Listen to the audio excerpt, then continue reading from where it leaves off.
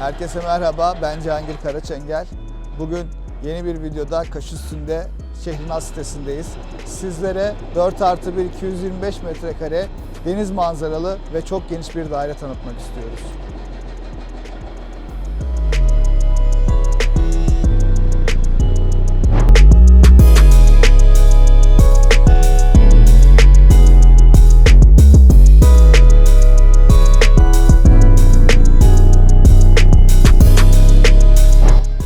Sizlere biraz siteden bahsetmek istiyorum. 7 blok, 23 dönüm üzerinde harika bir site. Sosyal alan olarak baktığımızda kamelyalar, çocuk oyun alanları ve görmüş olduğunuz gibi çocukların oynayabileceği futbol ve basketbol sahası mevcut. Aynı zamanda açık otoparkı mevcut.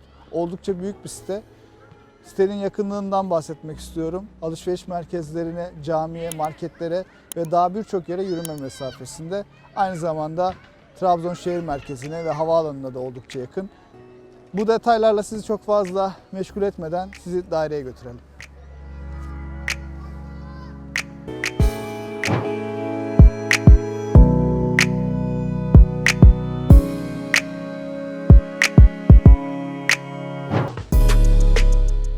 Şehrinaz sitesi G blok 14. kattayız. Görmüş olduğunuz daire 4+1 225 metrekare. Oldukça güzel ve geniş bir daire.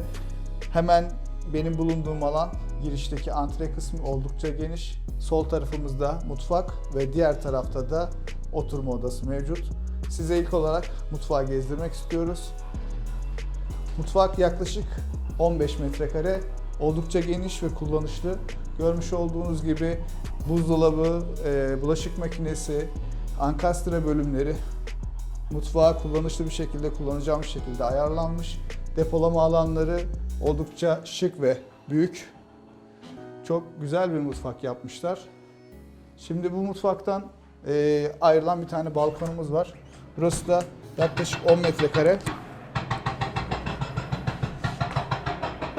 Çok geniş bir balkon. Ferah bir manzarası var. Ön tarafı açık. Aynı zamanda denizi de görebiliyor. Oldukça güzel bir balkon. Aynı zamanda buraları biz cam balkonla kapatabiliriz. Bunun dışında buradan devam edelim. Oturma odasını gezeceğiz. Görmüş olduğunuz gibi çok şık bir ev. Detay olarak eklemek istediğim şeylerden biri de asma tavanlar. Çok güzel bir dizayn edilmiş, harika gözüküyor. Şimdi biz oturma odasına geçelim. Burayı size anlatmak istiyorum. Görmüş olduğunuz alan yaklaşık 40 metrekare. Oldukça büyük ve geniş bir oturma odası. Aynı zamanda yaklaşık 10 metrekarede bir balkonu bulunuyor. Burayı da gösterelim size. Evin asma tavanları demiş olduğum gibi çok güzel. Eve çok güzel bir renk katmış.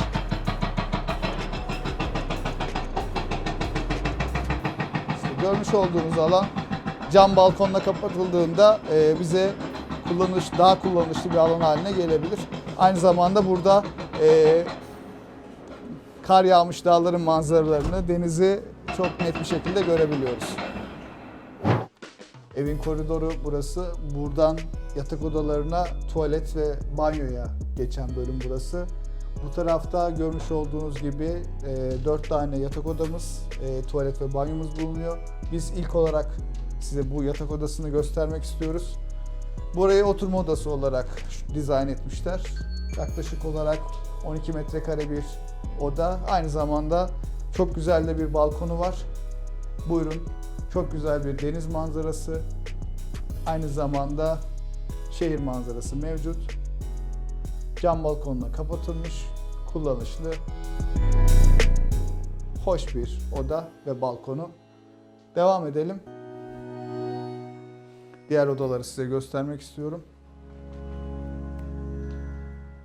Hemen burada bir tane yatak odamız var. Burayı çocuk odası olarak tercih edilmiş.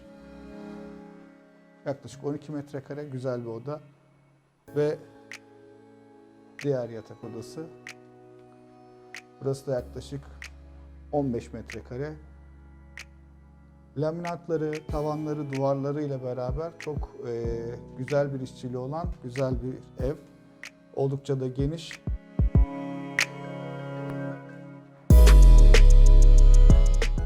Ebeveyn yatak odasını size mahremiyetten dolayı gösteremiyoruz. Şimdi evin banyosunu size göstermek istiyoruz. Duşakabini, klozeti, lavabosu, dolabı ve çamaşır makinesi yeriyle oldukça geniş, yaklaşık 15 metrekareye yakın bir banyo. Oldukça büyük bir yer ve tuvalet kaldı size göstermek istediğimiz. Evin tuvaleti de burası.